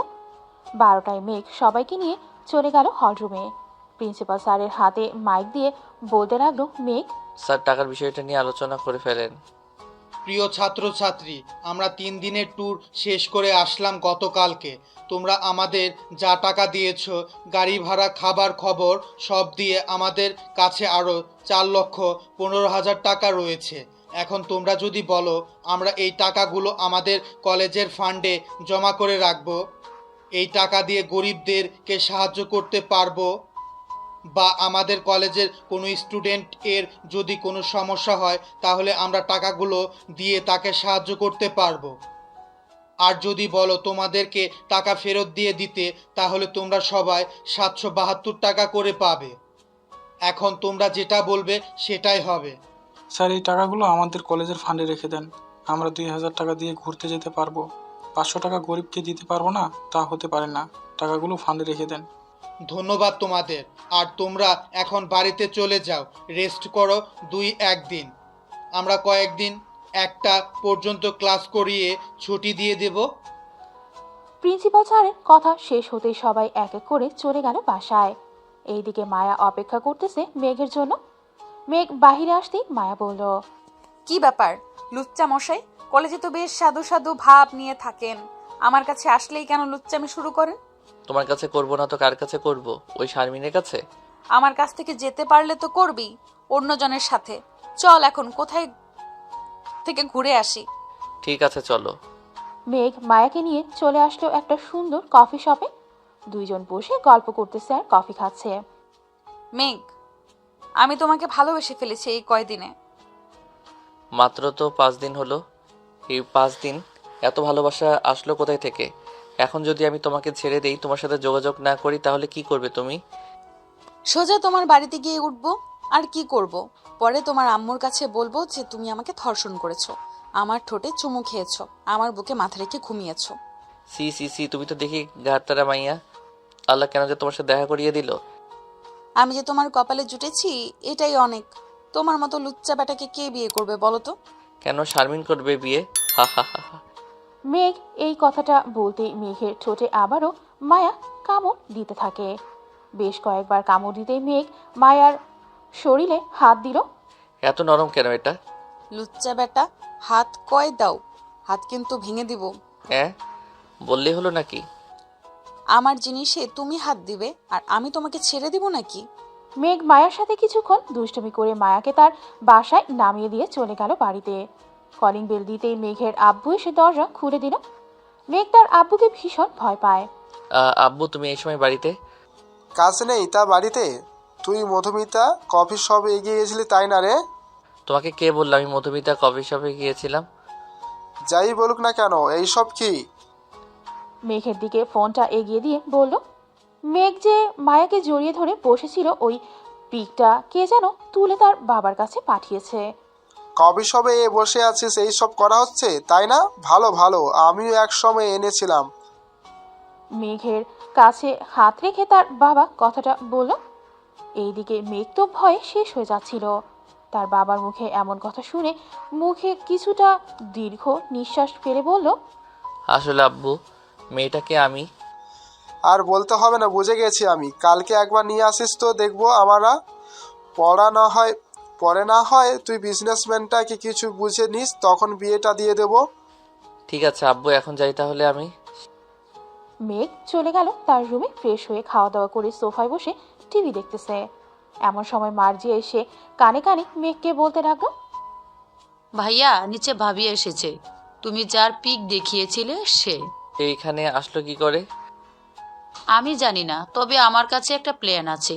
সেটা হচ্ছে আমি তাকে বলবো না আমি তোমার বউ। সে দেখি কি বলে। তুমি ঘরে গিয়ে লুকিয়ে পড়ো। ঠিক আছে তাহলে তুই থাক, আমি যাই এখন। মেঘ তার রুমে গিয়ে লুকিয়ে পড়লো। এদিকে মার্জিয়া দরজা খুলতেই দেখে মায়া দাঁড়িয়ে আছে। মায়াকে না চেনার ভান করে বলতে লাগলো, কে আপনি? কার কাছে এসেছেন? মেঘ বাসায় আছে নাকি? ওর সাথে একটু দরকার ছিল। আমার জামাইয়ের সাথে আপনার কি দরকার? আর আপনাকে তো আগে কখনোই এই ভাষায় দেখি নাই আসতে বা যাইতে। আপনার জামাই মানে বুঝলাম না, কি বলতেছেন আপনি? মেঘ বিবাহিত, আগে তো জানতাম না। আগে জানলে কি করতেন? আর যা বলার আমাকে বলেন, আমি আমার বরকে বলে দেব। কিছু না, এমনি এসেছিলাম। আচ্ছা আমি এখন যাই, মেঘ বাসায় আসলে আমার কথা বইলেন। ঠিক আছে, যান তাহলে। মায়া চলে গেল। এইদিকে মার্জিয়া তো বেশ খুশি। দরজাটা লাগিয়ে দিয়ে দৌড়ে চলে আসলো মেঘের রুমে। এসে দেখে তার ভাইয়া ফোনে কার সাথে যেন কথা বলতেছে। মার্জিয়াকে দেখে ফোনটা রেখে দিল মেঘ, আর বলতে লাগলো, কি যে মায়া চলে গেছে নাকি? যেই ডোজ দিয়েছি আমি, দেখবে আজকে সারা রাত কান্না করবে তোমার জন্য। কালকে হয়তো তোমার ওপর দিয়ে ঝড় যাবে, দেখে নিও। মার্জিয়ারে, তুই তো আমাকে বাস খাইয়া দিলি, এখন সে আমাকে ভুল বুঝবে। আমি গেলাম মায়ার কাছে। কোথাও যাইতে হবে না, গড়েই বসে থাকো, আমি গেলাম এখন। মার্জিয়া তার ভাইয়ার রুম থেকে বের হওয়ার সময় দরজাটা লাগিয়ে দিয়ে যায়, যাতে তার ভাইয়া ঘর থেকে বের না হতে পারে। এদিকে মায়া তার বাড়িতে এসে দরজাটা লাগিয়ে দিয়ে কান্না করতে লাগলো। এদিকে মায়ার আম্মু হঠাৎ তার মেয়ের এমন পরিবর্তন দেখে বেশ অবাক হলো। মায়ার রুমের দরজার সামনে এসে দাঁড়িয়ে বলতে লাগলো, কি হয়েছে মায়া? হঠাৎ বাহির থেকে এসে দরজা লাগিয়ে দিলি কেন? দরজা খোল মা, কি হয়েছে আমাকে বল, না বললে সমাধান করব কিভাবে? যাও তো এখান থেকে, আমাকে বিরক্ত করবে না বলে দিলাম। মায়ার কথা শুনে মনিরা বেগম চলে গেল নিচে। এইদিকে মায়া বালিশে মুখ গুজে কান্না করতেছে আর বলতেছে, আমাকে কেন ধোকা দিলে মেঘ? আমি কখনোই তোমার কাছে এমনটা আশা করি নাই। তোমার বউ থাকা সত্ত্বেও কেন তুমি আমার সাথে এমনটা করলে? আমি যে থাকতে পারছি না তোমাকে ছাড়া। মায়া কথাগুলো বলতেছে বালিশে মুখ গুজে। এদিকে মায়ার ফোন ক্রমশ বেজেই যাচ্ছে, কিন্তু মায়া ফোন তুলতেছে না। এটা দেখে মেঘ বেশ ঘাবড়ে যায়। রাইসার নাম্বারটা বের করে ফোন দিল রাইসাকে। কয়েকবার রিং হতেই রাইসা ফোনটা রিসিভ করলো। হ্যালো রাইসা, তুমি তাড়াতাড়ি মায়াদের বাড়িতে যাও। মায়া আমার ফোন তুলতেছে না। কেন ভাইয়া, কি হয়েছে? সারাদিন তো ভালোই ছিল, হঠাৎ মায়া এমন করছে কেন? তুমি যাও মায়াদের বাড়িতে, গেলেই মায়া সব বলবে হয়তো তোমাকে। ঠিক আছে ভাইয়া, আমি যাইতেছি এখনই। রাইসা ফোনটা কেটে দিয়ে রেডি হয়ে চলে গেল মায়াদের বাড়িতে। কলিং বেল দিতেই মায়ের আম্মু এসে দরজা খুলে দিল। রাইসাকে দেখে মায়ের আম্মু বলতে লাগলো, রাইসা, একটু দেখো তো মায়া কেন কান্না করতেছে। আমি কিছুক্ষণ ডেকে এসেছি, কিন্তু দরজা খুলতেছে না। আবার কিছু হয়ে যায় নাই তো মায়ার? কিছুই হবে না আন্টি, আমি যাইতেছি এখনই। এই বলে রাইসা চলে আসলো মায়ার রুমের সামনে। দরজায় কয়েকবার ঠক ঠক করতেই মায়ার রাগে বিছানা থেকে উঠে দরজা খুলে দেখে রাইসা দাঁড়িয়ে আছে। রাইসাকে দেখে মায়া জড়িয়ে ধরল। এদিকে মায়া কান্না করতে করতে তার চোখ মুখ ফুলে গেছে। আরে পাগলি মেয়ে, কি হয়েছে? কান্না করতেছিস কেন? রাইসা, মেঘ আমার সাথে চিটারি করেছে। ওর ঘরে বউ থাকা সত্ত্বেও আমার সাথে এইসব করেছে। কি হয়েছে আমাকে সবকিছু খুলে বলতো। তুই না বললে আমি বুঝবো কি করে কি হয়েছে। মায়া সবকিছু বলে দিল রাইসাকে। এদিকে রাইসা সবকিছু শুনে তো হাসতে হাসতে শেষ। তোর কথা শুনে আমার তো মনে হচ্ছে মাটিতে কিছুক্ষণ গড়াগড়ি করে কিছুক্ষণ হাসাহাসি করলি। তুই এভাবে হাসছিস কেন? এখন কিন্তু আমার অনেক রাগ হচ্ছে। আরে যে তোকে বলেছে মেঘের বউ, ওইটা হচ্ছে মেঘের ছোট বোন। খুব পাকা পাকা কথা বলে। একদিন তো আমার সাথেও এমন করেছে। তার মানে ওইটা মেঘের ছোট বোন? ওইটা মেঘের ছোট বোন। ওই দেখ, মেঘ আমাকে সব বলেছে ভয়েস করে। এভাবে কান্না করে নাকি কেউ? চোখ মুখ ফুলিয়ে ফেলেছিস। যা ফ্রেশ হয়ে আয়। আসতেছি। তুই একটু বস, তোর সাথে কথা আছে। ওরা ভাই বোন যখন আমার সাথে গেম খেলেছে, আমরা দুইজনও তাদের সাথে গেম খেলবো। ঠিক আছে, যা ফ্রেশ হয়ে আয়, আমি বসে আছি। মায়া চলে গেল ফ্রেশ হতে। ফ্রেশ হয়ে বাহিরে এসে দুইজন একটা প্ল্যান করলো। দুইজন কি প্ল্যান করলো এটা না হয় আমরা পরেই জানতে পারবো। গল্পের সাথেই থাকুন। এখন যাই তাহলে। মায়া, তুই প্ল্যান মোতাবেক চলে আসিস। ঠিক আছে রাইসা। রাইসা চলে গেল তার বাড়িতে। এদিকে মায়া খাওয়া দাওয়া করে তার রুমে এসে কিছু ড্রেস একটা ব্যাগে ভরে নিল। এদিকে মনিরা বেগম মায়ার রুমের সামনে আসতেই দেখে মায়া ব্যাগ গোছাচ্ছে। এটা দেখে মনিরা বেগম বলতে লাগলো, কি রে মায়া, কি হয়েছে? তুই ব্যাগ গুছাচ্ছিস কেন? কোথাও যাবি নাকি? আম্মু, তোমার মেয়ের জামাইকে আনতে যাচ্ছি। তোমার মেয়ের জামাই আমাকে খুব কাঁদিয়েছে, তাই আমিও তোমার মেয়ের জামাইকে কাঁদাতে চাই। যা করবি বুঝে শুনে করবি, কিন্তু হিতে আবার বিপরীত না হয়। ঠিক আছে আম্মু, তুমি আব্বুকে বলে রেখো যাতে আমার জন্য চিন্তা না করে। আমি কিছুদিন পরেই চলে আসব। আমার সাথে প্রতিদিন একবার হলেও এসে দেখা করে যাস। ঠিক আছে আম্মু, আর তুমি বড় খালাকে বলো আমাদের বাসায় আসতে, কিছুদিন না হয় থেকে যাক, ওনারা তো বলেছিল আসবে। আমি ফোন দিয়ে দেখি তোর খালা কি বলে। এখন ঘুমিয়ে পড়। ঠিক আছে আম্মু। মনিরা বেগম চলে গেল। এদিকে মায়া সবগুলো গোছগাছ করে ঘুমিয়ে গেল। সকাল 6টায় মায়ের ঘুম ভাঙল রিংটনের শব্দে। বিছানা থেকে উঠে তাড়াতাড়ি ফ্রেশ হয়ে খাওয়া দাওয়া করে চলে আসলো রাইসাদের বাসায়। রাইসে দোয়া করিস যাতে আমার প্ল্যানটা সাকসেসফুল হয়। দুই ভাই বোনকে এমন শিক্ষা দিব, এই জন্মে কেন পরের জন্মেও আমার সাথে লাগতে আসবে না। এখন যাও, মেঘদের বাসায় 10টা বেজে গেছে, নয়তো দুজনে বেরিয়ে গেছে। মেঘদের বাসায় গিয়ে ফোন দিবি আমাকে। ঠিক আছে, যাই রে তাহলে। মায়া চলে গেল মেঘদের বাসায়। কলিং বেল দিতে মেঘের আম্মু এসে দরজা খুলে দিল। মায়াকে দেখে বলতে লাগলো, এই মেয়ে, কে তুমি? এখানে কি করো? আম্মু, আমি আপনার ছেলের গার্লফ্রেন্ড। আমার নাম মায়া। আজ থেকে আমি এই বাড়িতেই থাকবো। আপনার ছেলে আর মেয়ে মিলে কালকে আমাকে অনেক কাঁদিয়েছে, এখন আমি দুজনকে কাঁদাবো। যাক, একজন পাইলাম আমার মেয়ে আর ছেলেকে কন্ট্রোল করার মতো। ভিতরে আসো মা। মায়া ভেতরে চলে গেল। মায়াকে মার্জিয়ার রুমটা দেখিয়ে দিল মেঘের আম্মু। মায়া ফ্রেশ হয়ে নিচে এসে চলে আসলো। শাশুড়ি আর বৌমা বসে বসে সিরিয়াল দেখতেছে।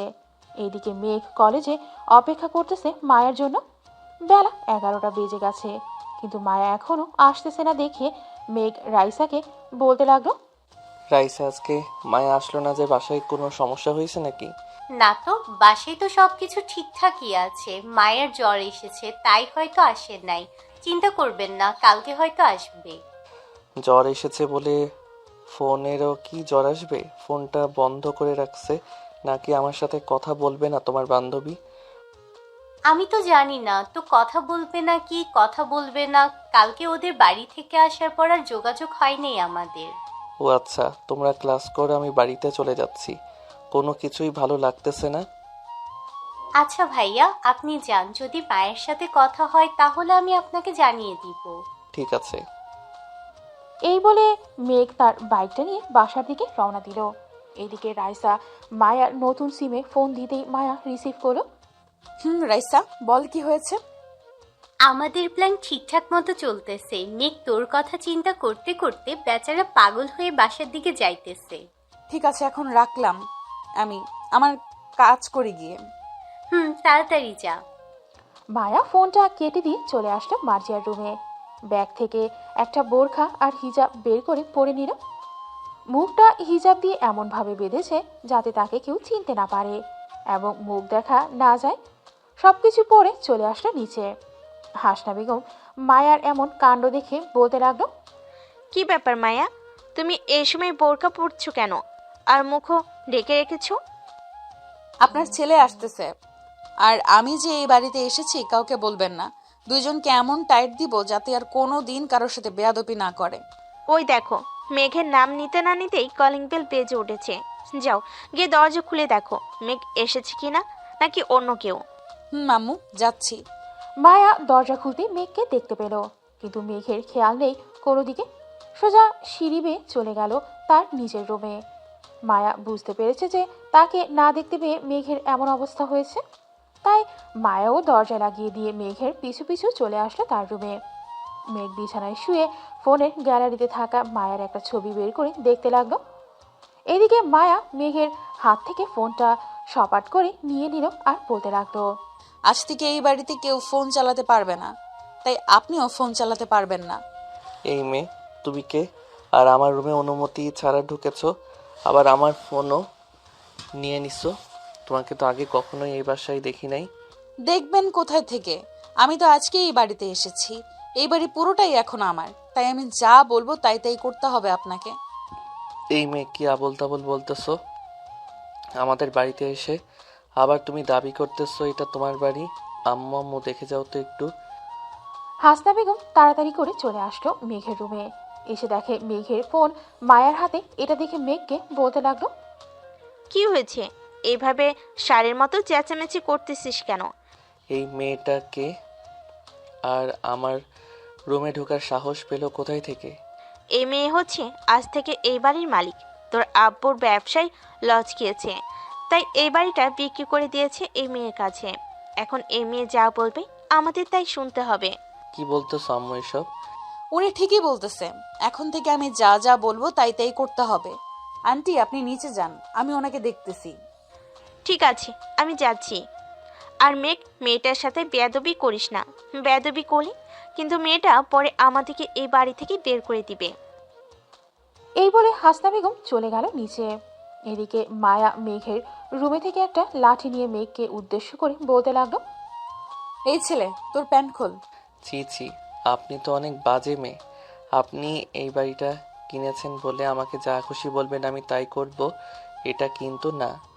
আমার অধিকার আছে তাই আমি বলতেছি, এখন যদি না খুলিস তাহলে কিন্তু এটা দিয়ে তোকে মারবো।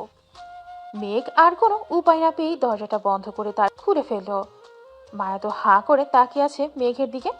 বাহ, বেশ লজ্জা পাচ্ছ দেখছি। শার্ট খোল। শার্ট খুলতে হবে কেন আবার? যা বলছি তাই কর তাড়াতাড়ি। মেঘ শার্টটা খুলে খাটের ওপর রেখে দিল। এদিকে মায়া এক পা করে সামনে এগোতে এগোতে চলে আসলো মেঘের সামনে। মেঘকে জড়িয়ে ধরতে মায়া কিছুটা উত্তেজিত হয়ে বলল। এদিকে মেঘ কি করবে বুঝে উঠতে পারছে না। বেশ কিছুক্ষণ জড়িয়ে ধরার পর মায়া ছেড়ে দিয়ে বলতে লাগলো, এই শার্টটা পরে ফেল। আপনি তো আমার সব দেখে ফেলেছেন, আবার আমাকে জড়িয়েও ধরেছেন। কি বললি তুই কুত্তা? সরি, আর বলবো না, আমার ভুল হয়েছে। মেঘ এক দৌড়ে চলে গেল ওয়াশরুমে। এদিকে মায়া আর দাঁড়িয়ে না থেকে মেঘের ফোনটা নিয়ে চলে আসলো নিচে। মেঘকে দেখে হাসনা বেগম বলতে লাগলেন, যাক, তুমি পারবে আমার ছেলে আর মেয়েকে সাহায্য করতে। কি রান্না করব বলো? আপনার আর রান্না করতে হবে না, আজ থেকে আমি রান্না করব। আপনি কি খাবেন এটা বলেন। তুমি যেটা বানাতে পারো ওইটাই রান্না করো গিয়ে, দেখি আমার বৌমার হাতের রান্নাটা কত ভালো। ঠিক আছে, তবে শ্বশুর মশাইকে দেখছি না, উনি কোথায় গেছে? উনি অস্ট্রেলিয়াতে গেছেন 3 দিনের জন্য, মঙ্গলবার চলে আসবে। ও আচ্ছা, আপনি একটু আসেন, আমাকে দেখিয়ে দিয়ে যান কোথায় কি কি আছে। ঠিক আছে, চলো তোমাকে দেখিয়ে দিয়ে আসি। মায়াকে সব দেখিয়ে দিল হাসনা বেগম। এদিকে মায়া ফ্রিজ থেকে সবকিছু বের করে রান্না করতে শুরু করলো।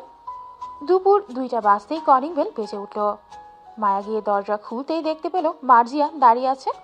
মার্জিয়াকে দেখে মায়া বলতে লাগলো, কি ব্যাপার মার্জিয়া আক্তার, স্কুল শেষ করে এসেছো তাই না? এতক্ষণ তোমার জন্যই অপেক্ষা করছিলাম। ভেতরে আসো, ভেতরে আসো। আপনাকে তো চিনলাম না, আপনি কে? ধরে নিতে পারো আজ থেকে আমি এই বাড়ির মহারানী, এখন থেকে তোমরা আমার প্রজা। আম্মু আম্মু, এই মেয়েটা কে? আমাকে এইসব বলতেছে কেন? আজ থেকে উনি এই বাড়ির মালিক, উনি যা যা বলবে আমাদের তাই তাই করতে হবে। মানে কি বলতেছো? আম্মু, এটা তো আমাদের বাড়ি, উনি বলতেছে কেন এটা ওনাদের বাড়ি? উনি এই বাড়িটা কিনে ফেলেছে, তাই এটা ওনার বাড়ি, আমাদেরকে থাকতে দিয়েছে। ভাইয়া ভাইয়া, আম্মু এসব কি বলতেছে? উনি নাকি আমাদের থেকে এই বাড়ি কিনে নিয়েছে? আব্বু ব্যবসায় লস খেয়ে এই বাড়িটা বিক্রি করে দিয়েছে, তাই আর কি আমাদের ওনার কথা মানতে হবে। মার্জিয়া আর কিছু না বলে চলে গেল তার রুমে। এদিকে মায়াও মার্জিয়ার পিছু পিছু চলে আসলো রুমে।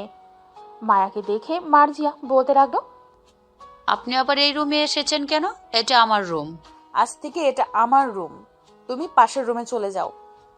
আমি এই রুম থেকে যাব না, থাকতে হলে দুজন থাকবো, আর আমাকে থাকতে না দিলে এই রুমে কেউ থাকতে পারবে না। ঠিক আছে, তাহলে দুইজন এই রুমেই থাকবো। আপনার নাম কি, আর আপনাকে কি বলে ডাকবো আমি? আমার নাম সুমাইয়া, আজ থেকে আমাকে ভাবি বলে ডাকবে তুমি। আমার ভাইয়া কি আপনাকে বিয়ে করেছে যে আমি আপনাকে ভাবি বলে ডাকবো? বিয়ে করতে কতক্ষণ? আমি চাইলে আজকেই বিয়ে করতে পারবো। সো আমার সাথে বেশি কথা বলবে না, যাও ফ্রেশ হয়ে আসো, খাবার খাবে। আপনি তো মেয়ে, তাহলে মুখ ডেকে রেখেছেন কেন? হিজাবটা খুলে ফেলেন, আমি আপনাকে দেখব। আমাকে দেখতে হবে না, যখন সময় হবে তখন ঠিক দেখতে পারবে। এখন যা বলতেছি তাই করো, তাড়াতাড়ি খাবার খেতে আসো তোমার ভাইকে নিয়ে। মায়া চলে গেল নিচে। বেশ কিছুক্ষণ পর মার্জি আর মেঘ চলে আসলো খাবার টেবিলে। মেঘ খাবার খাচ্ছে আর মায়ের দিকে তাকাচ্ছে। এদিকে মায়া হিজাবের ভেতরে মিট মিট করে হাসতেছে আর মনে মনে বলতেছে, চান্দু, আমার সাথে পাঙ্গা নিতে এসেছো। আমি কি জিনিস তুমি এখনো বুঝতে পারো নাই। যখন ধরবো তখন ঠিক জায়গায় ধরবো। এই দিকে সেই দিকে ধরবো না। সবাই খাওয়া দাওয়া করে চলে যেতেই মায়াও খাবার খেয়ে নিল। দেখতে দেখতে রাত হয়ে গেল। মার্জিয়া তার রুমে চিৎপটাং হয়ে শুয়ে আছে, আর এইদিকে মায়ার রুমে ঢুকতে ঢুকতে বলল, এই মেয়ে, সোজাসুজি হয়ে শুয়ে পড়ো। আর একটা কথা বলে রাখি, মাঝরাতে কিন্তু আমাকে জিনে ভর করে, তখন লাথি মেরে নিচে ফেলে দিলে আমাকে কিচ্ছু বলতে পারবে না। মানে ভাবি আপনাকে জিনে বর করে আগে বলবেন না? আমি এক্ষুনি চলে যাইতেছি পাশের রুমে। কোথাও যেতে হবে না, আমি তোমার ভাইয়ার রুমে যাইতেছি, তুমি ঘুমাও। ভাইয়ার রুমে গিয়ে কি করবেন? কি করব, তোমার ভাইকে এই বলে মায়া চলে আসলো মেঘের রুমে। এসে দেখে মেঘ লাইট নিভিয়ে ঘুমিয়ে আছে। মায়া ফোনের ফ্ল্যাশ লাইট জ্বালিয়ে ঘরের কাট আউটটা খুলে রেখে দিল, যাতে মেঘ অন্ধকারেও তার মুখ না দেখতে পারে আর লাইটও না জ্বালাতে পারে। এইদিকে মায়া তার হিজাব আর বোরখাটা খুলে টেবিলের ওপর রেখে দিয়ে আস্তে আস্তে মেঘের ওপর শুয়ে পড়ল। মেঘের ঠোঁটে চুমু খেতে লাগলো বারবার। এদিকে মেঘ তার ঠোঁটে কারো পরশ পেয়ে ঘুমটা ভেঙে গেল। হাতের নাগালে সুইচটা টিপ দিতে দেখতে পেল লাইট জ্বলতেছে না। এটা দেখে মেঘ কিছুটা ভয় পেয়ে বলতে লাগলো, কে কে কে আপনি? আমার উপর থেকে নামেন বলতেছি। এই চুপ, বেশি কথা বললে এখন কিন্তু ছুরিটা তোর গলায় চালিয়ে দিব। শুয়ে আছিস, শুয়ে থাক। মায়া আস্তে আস্তে মেঘের শার্ট প্যান্ট খুলে ফেলল। এইদিকে মেঘও কম যায় কিসের। আস্তে আস্তে মায়ার ঠোঁটে কিস করতে করতে মায়ার শরীরের বিভিন্ন স্থানে কিস করে মায়াকে আরো উত্তেজিত করে ফেলল। মিস সুমাইয়া ওরফে মায়া, তুমি ভাবছো আমি তোমাকে চিনব না? আমি তোমার চোখ আর কথা শুনে বুঝে ফেলেছি তুমি আমার মায়া। এখন আদর করব না? এই বলে মেঘ যেই উঠে যেতে যাবে, এমন সময় মায়া টান মেরে মেঘকে তার উপরে ফেলে দিল আর বলতে লাগলো, আমাকে যখন উত্তেজিত করেছো তখন আদর না করলে তো আমি ছাড়ছি না তোমাকে। এখন বেশি কথা না বলে আদর করা শুরু করো তো। মেঘ আর থাকতে না পেরে আদর করা শুরু করলো মায়াকে। ও মা গো, মরে গেলাম গো, এই কুত্তা তাড়াতাড়ি বের কর। তুমি তো বলেছো আদর খাবে, তাই তো। মায়া কিছুক্ষণ চুপ করে থাকার পর মেঘ আবারও শুরু করলো আদর। কয়েক ঘন্টা আদর করার পর মেঘ মায়ার বুকের উপর শুয়ে পড়ল। দুজনে ক্লান্ত হয়ে শুয়ে আছে। এদিকে মায়া মেঘের চুলে বিড়ি কেটে দিচ্ছে আর বলতেছে, মেঘ, এখন তো তুমি আমার সাথে শারীরিক সম্পর্ক করেছো, এখন যদি বেবি হয়ে যায় আমাকে যদি তুমি আর বিয়ে না করো? দূর পাগলি মেয়ে, এখন আদর করেছি এখনই বেবি হবে নাকি? বেবি হতে হতে 1 বছর সময় লাগবে। আর আমি তোমাকে সামনের মাসেই বিয়ে করব। কাল থেকে অফিসে জয়েন করে সব কিছু বুঝে নিব, এরপর না হয় বিয়ে। আর তোমার বোনকে আমি এমন শিক্ষা দিব, এখন দেখবে তোমার বোন আমার পিছু লাগবে না আর কখনোই। থাক মার্জিয়া, ছোট মানুষ, সে একটা ভুল করে ফেলেছে, মাফ করে দাও তাকে। ঠিক আছে, এখন তাহলে ঘুমাও। দুইজন কাপড় পরে একে অপরকে জড়িয়ে ধরে ঘুমিয়ে গেল। সকাল 7টা দুইজনের ঘুম ভাঙলো মার্জিয়ার ডাকে। ভাইয়া ভাইয়া উঠো, কলেজে যাবে না? তোমার ভাইয়া কলেজে যাবে না, অফিসে যাবে আজকে। কথাটা বলতে বলতেই মায়া দরজাটা খুলল। মায়াকে দেখে তো মার্জিয়া ভূত দেখার উপক্রম।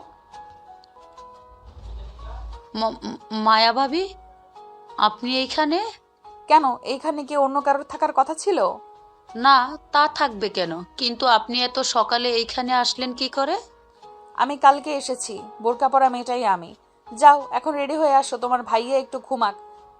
তার মানে আপনি আর ভাইয়া something something? Yes, something something. যাও ফ্রেশ হয়ে রেডি হয়ে নিচে আসো, আমি গোসল করে খাবার রেডি করতেছি তোমার জন্য। আজকে যাব না, আজকে সারাদিন তোমার সাথে গল্প করব ভাবি। আমি ফ্রেশ হয়ে আসতেছি এক্ষুনি। ঠিক আছে, আসো, আমিও ফ্রেশ হয়ে রান্না করি গিয়ে। মেঘ আবার খাবার খেয়ে অফিসে যাবে।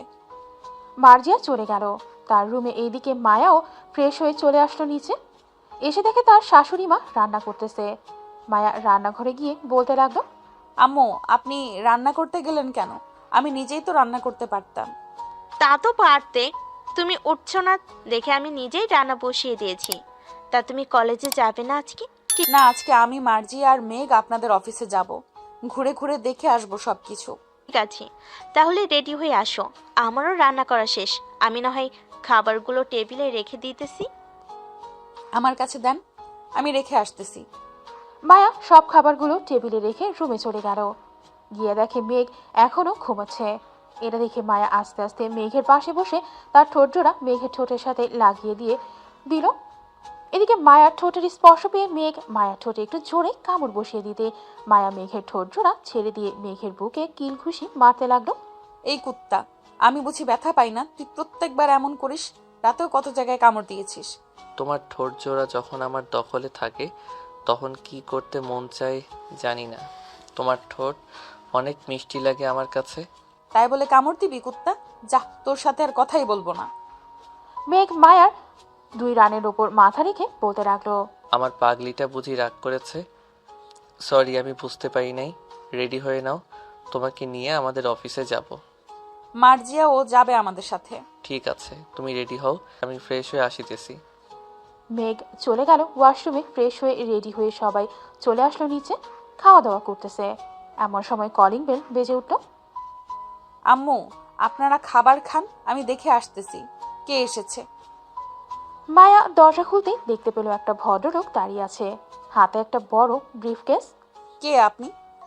মানে কি বলতেছো? আমার বাড়িতে এসে আমাকে বলতেছে কে আপনি? তার আগে বলো তুমি কে, এইখানে কি করো? আমি এই বাড়ির বউ।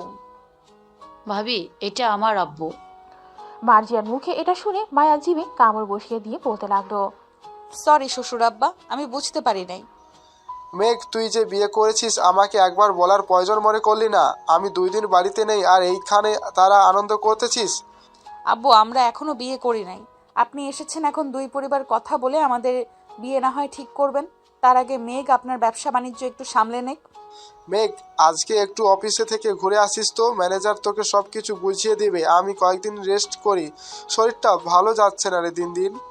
ঠিক আছে আব্বু। মেঘ খাওয়া দাওয়া করে মার্জিয়া আর মায়াকে নিয়ে চলে গেল অফিসে। 3 জন ঘোরাঘুরি করে অফিসটা দেখে নিল। মেঘ তার বাবার কেবিনে বসে আছে। এমন সময় ম্যানেজার আসতো। স্যার, আসতে পারি? আসুন। আজ থেকে আপনার আন্ডারে যতগুলো অফিস আছে সবগুলো আমি দেখাশোনা করব। কোথায় কি হচ্ছে, কি লাগবে কি না লাগবে A to Z আমাকে বলবেন। ঠিক আছে স্যার, বলবো। এই নেন, ফাইলগুলো একটু দেখে সাইন করে দেন। আজকে কয়েকজন বিদেশি ক্লায়েন্ট আসবে, ওদের সাথে আপনাকে একটা মিটিং করতে হবে। ঠিক আছে, তা করব। কয়টার সময় মিটিং হবে? বিকেল 5টার সময় মিটিং হবে। এটা খুবই গুরুত্বপূর্ণ মিটিং। ধরে নিতে পারেন ওদের সাথে ডিল হলে আমাদের অফিসের ডাকনাম হবে।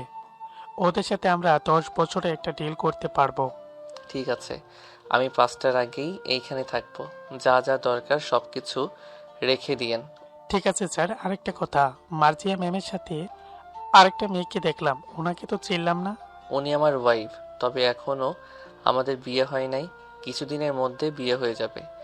ও আচ্ছা। ম্যানেজার আর কিছু না বলে চলে গেল ওইখান থেকে। এদিকে মেঘ ফাইলগুলো দেখে সাইন করে দিল। বেশ কিছুক্ষণ পর মায়া আর মার্জিয়া আসলো। তোমাদের অফিসটা তো আমাদের অফিসের চেয়ে সুন্দর। বেশ ভালো করে ডেকোরেশন করেছে, আবার অনেক পরিষ্কার পরিচ্ছন্নও আছে। তা তো থাকবেই। চৌধুরী গ্রুপ অফ কোম্পানি, এটা পরিষ্কার না থাকলে চলবে নাকি? তা এখন কি বাসায় চলে যাবে নাকি আরো কাজ আছে তোমার? তোমরা বাসায় চলে যাও, আমার আরও কয়েকটা অফিসে যেতে হবে। রাতে বাড়িতে ফেরার সময় তোমাদের জন্য ফুচকা নিয়ে যাব। ঠিক আছে, চলো মার্জিয়া, আমরা চলে যাই। ভাবি, চলেন। মায়া আর মার্জিয়া চলে গেল বাসায়। এদিকে মেঘ আরো কয়েকটা অফিস ঘোরাঘুরি করে চলে আসলো আরেক অফিসে, যেখানে মিটিং হবে। ঘড়ির দিকে তাকিয়ে দেখে বিকাল 4:45 বাজে। মেঘ মিটিং রুমে বসে বসে ফোন টিপতেছে। এমন সময় ভিতরে প্রবেশ করলো কয়েকজন লোক। মেঘ তাদের দেখেই তো অবাক। আঙ্কেল, রাফসান, তোরা এখানে?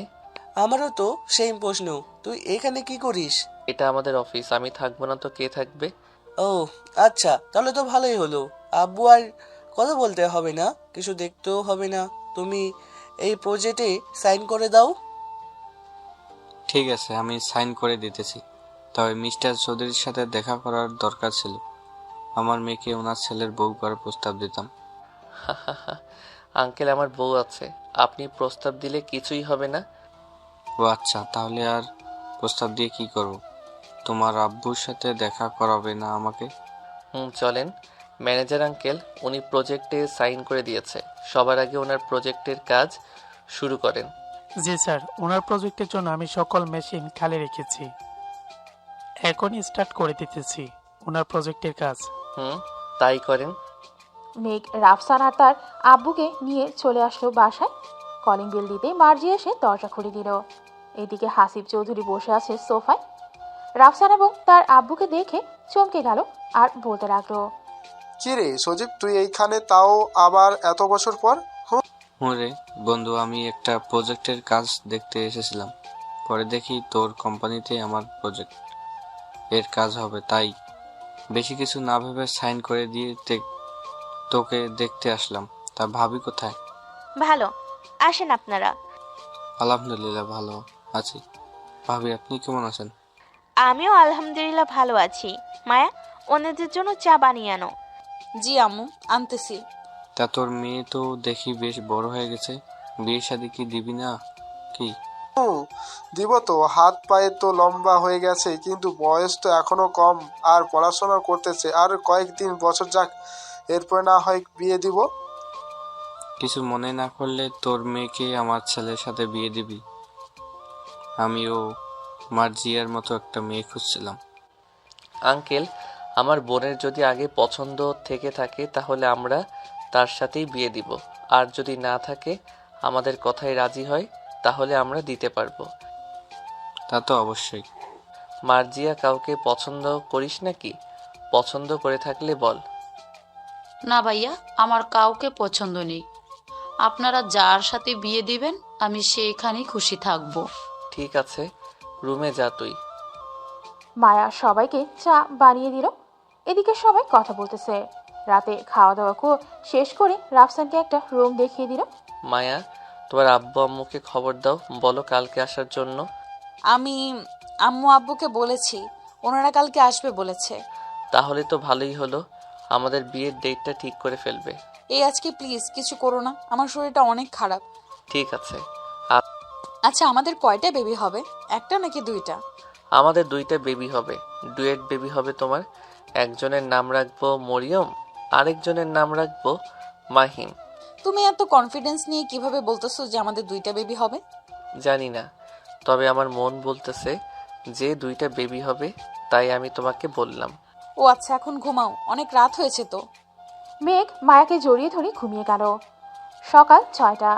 মায়া সবার আগে উঠে রান্না বসিয়ে দিল, কারণ বাসায় এমনিতেও মেহমান আছে, আবার তার আব্বু আম্মু আসবে। মায়া রান্না করতেছে, এমন সময় মেঘ আসলো রান্নাঘরে। কি রান্না করতেছো তুমি? গরুর গোস্ত, মুরগি, পোলাও আরো ইত্যাদি ইত্যাদি রান্না করতেছি। ও আচ্ছা, একটা চুমু দিবা? খচ্চর বেটা, রান্না করতেছি, এখন রান্না শেষ করে দিব। না, আমার এখনই লাগবে, এখনই। মেঘ, যাইতে বলেছি তোমাকে, না হলে কিন্তু আমি গরম খুন্তি তোমার হাতে লাগিয়ে দিব। Just 2 minute. এই বলে মেঘ মায়াকে একটানে তার বুকের সাথে চেপে ধরল। আস্তে আস্তে ঠোঁটের সাথে যেই ঠোঁট স্পর্শ করতে যাবে, এমন সময় কারো কাশির শব্দ শুনে মেঘ ছেড়ে দিল মায়াকে। পেছনে তাকিয়ে দেখে তার মা দাঁড়িয়ে আছে। এই বেয়াদব ছেলে, সারাত একসাথে থাকিস, তুবো তোর হয় না? মেয়েটা রান্না করতেছে এখানে। ও, তুই মেয়েটাকে বিরক্ত করতেছিস? যা বলতেছি এখান থেকে। হাসনা বেগম মেঘের কান ধরে কথাগুলো বলল। আও, আম্মু লাগতেছে অনেক, কান ছাড়ো বলতেছি। তোকে যেন আজকে মায়ের আশেপাশে না দেখি। আর মায়া, কাল থেকে তুমি তোমার বাসায় থাকবে, যাতে এই বাদর ছেলে তোমাকে স্পর্শ করতে না পারে। ঠিক আছে আম্মু। মায়া রান্না শেষ করে অপেক্ষা করতেছে তার আম্মু আব্বু আসার জন্য। বেশ কিছুক্ষণ পর কলিং বেল বেজে উঠল। মায়া গিয়ে দরজা খুলতেই দেখতে পেল তার আব্বু আম্মু এসেছে। দুইজনকে ভেতরে নিয়ে আসলো। খাবার টেবিলে বসে খাবার খাচ্ছে সবাই। এমন সময় হাসিব চৌধুরী বলতে লাগলো, বেআই সাহেব, মেঘ আর আমার মার বিয়ের দিন তারিখ ঠিক করে ফেলেন। আমি কি বলবো, আমার মেয়ে তো এখন আপনার বাড়ির বউ। আপনি বলেন ওদের কবে বিয়ে দিবেন?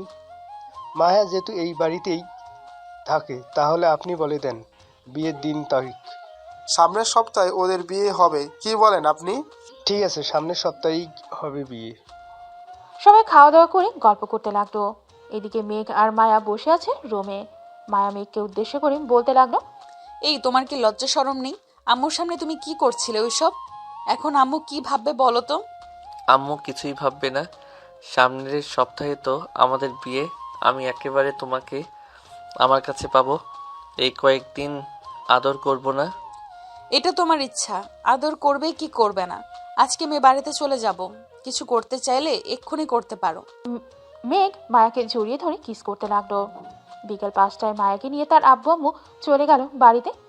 পরের দিন থেকে দুই বাড়িতেই বিয়ের আয়োজন করা শুরু হলো। বাড়িটা বেশ সুন্দর করে সাজিয়েছে কেয়ারটেকাররা। সাজানো শেষ করে মায়াদের বাড়িও সাজিয়ে দিল। বড় বড় বিজনেসম্যানদের বিয়েতে ইনভাইট করেছে, তারা তো আসবেই। মেঘ, মায়া আর তুই গিয়ে তোদের বিয়ের ড্রেসগুলো পছন্দ করে কিনে আন। আমরা তোদের ড্রেস পছন্দ করে দিব না। ঠিক আছে আম্মু, যাইতেছি এখনই। মেঘ চলে আসলো মায়াদের বাড়িতে। বেশ কিছুক্ষণ পর মায়া রেডি হয়ে আসতেই মায়াকে নিয়ে চলে আসলো শপিং মলে। মেঘ নীল একটা পাঞ্জাবি সাথে সাদা একটা পায়জামা কিনে নিল। মেঘ, এখন নীল গ্রাউন্ড বা লেহেঙ্গা কোথা থেকে পাই? চলো আমার সাথে, তোমার মন মতো নীল লেহেঙ্গা কিনে দিব আমি। মায়াকে নিয়ে চলে আসলো বড় একটা দোকানে। এখানে অনেক লেহেঙ্গা আছে। মায়া তার জন্য আর মার্জিয়ার রাত দুইজনের জন্যই দুইটা লেহেঙ্গা নিল। দুইটা কিনলে কেন? একটা কিনলেই তো হতো। একটা আমার জন্য আর একটা মার্জিয়ার জন্য। মার্জিয়া আমাকে ফোন দিয়ে বলে দিয়েছিল তার জন্য একটা নিয়ে যাইতে। ও আচ্ছা, তলে তলে দুই ননদ আর ভাবি এসব করতেছো আমার সাথে? করো করো, আরো কয়েকটা দিন যাক, পরে বুঝতেই পারবে কি করি তোমাকে। দেখা যাবে কি করতে পারো তুমি আমার। মেঘ শপিং করে চলে আসলো বাসায়। দেখতে দেখতে কেটে গেল 7টা দিন। আজকে মেঘ আর মায়ার বিয়ে। মেঘ নীল পাঞ্জাবিটা পরে নিল। এদিকে রাফি মেঘকে দেখে তো পুরাই থ। মামা, তোমাকে দেখে আমি তো ক্রাশ খাইছি। মায়া ভাবি তো পুরো দেখে অজ্ঞান হয়ে যাবে। দোষ শালা, মায়ের পছন্দেই এই ড্রেস কিনেছি। এখন কি এখানে দাঁড়িয়ে থাকবি নাকি আমার সাথে যাবি বিয়েতে? চল তাড়াতাড়ি যাই। মেঘ তার বন্ধু বান্ধবদের নিয়ে চলে আসলো বিয়ে বাড়িতে। খাওয়া দাওয়া শেষ করার পর কাজে এসে মেঘ আর মায়ার বিয়েটা পড়িয়ে দিয়ে চলে গেল। সমস্ত নিয়ম কানুন মেনে মেঘ আর মায়াকে বিদায় দিয়ে দিল তার আব্বু আম্মু। মায়া গাড়িতে বসে কান্না করতেছে আর মেঘ একটা টিস্যু পেপার মায়ের হাতে দিয়ে বলতেছে, কান্না করো না জান, এখন কান্না করলে বাসরাতে যখন বিড়াল মারবো তখন কি করবে? তাই চুপচাপ বসে থাকো। তোকে তো আমি খুন করব কুত্তা, দেখে নিস। মায়াকে নিয়ে চলে আসলো বাসায়। সবাই বরণ করে মায়াকে ঘরে তুলে নিল। এদিকে মেঘ তার বন্ধুদের নিয়ে চলে আসলো ছাদে। বসে বসে আড্ডা দিতেছে।